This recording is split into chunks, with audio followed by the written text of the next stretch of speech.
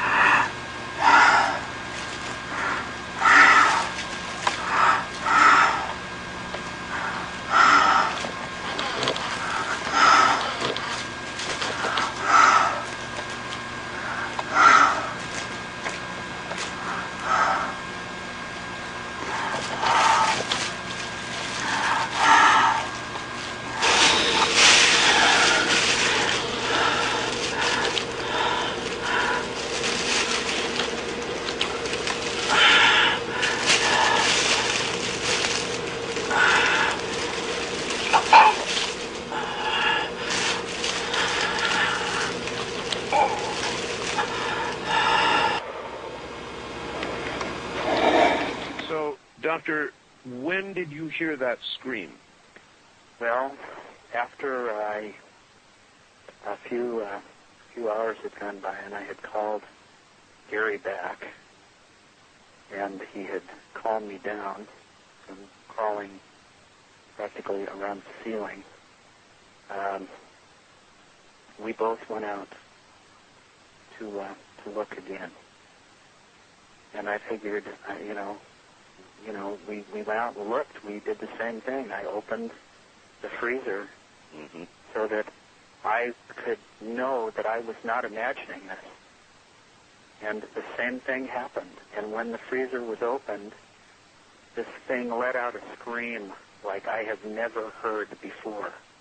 It literally, the force of the sound made you feel like something was pushing against your chest.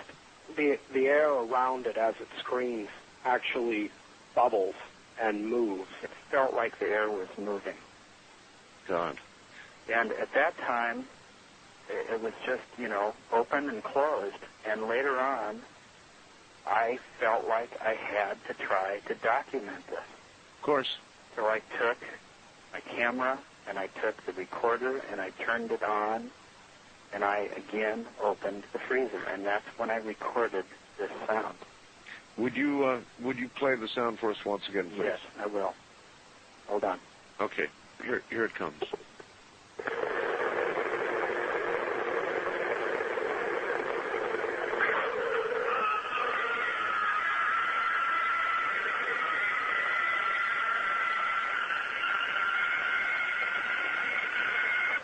Oh my God, that's awful.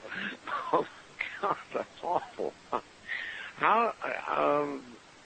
How did you stay dry? Fuj, tak ten křík je fakt hnusný. Jako já vím, všechno jde nějak nahrát, všechno jde udělat, ale prostě představ si na milisekundu, že by to mohla být pravda, že by se ti tohle mohlo stát, že jdeš prostě na houby, jdeš vyvenčit psa a teď se tam prostě taky černý gumák objeví a ještě takhle křičí.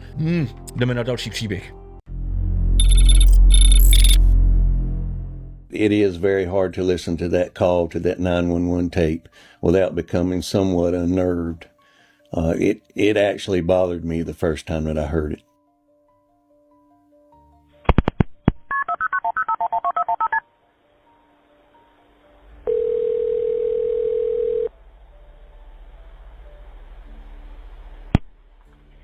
Pender County 911, what's the address of your emergency? I'm driving on 210. I just crossed the Black River, and I thought I saw a guy standing on the side of the road bleeding. Okay, where are you at, sir? I'm on 210. I just crossed the Black River. I'm heading towards 53 East. I just passed Patriots Watch. Okay, so you're over near Morse Creek? Yes. Okay. And did you saw a man standing on the side of the road?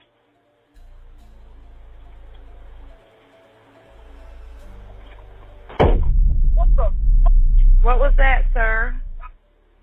That's not human! That's not human! Sir, are you okay, sir? There's something in the back of my truck! Okay, what's in the road? No, it's not in the road. It's in my truck. In the bed.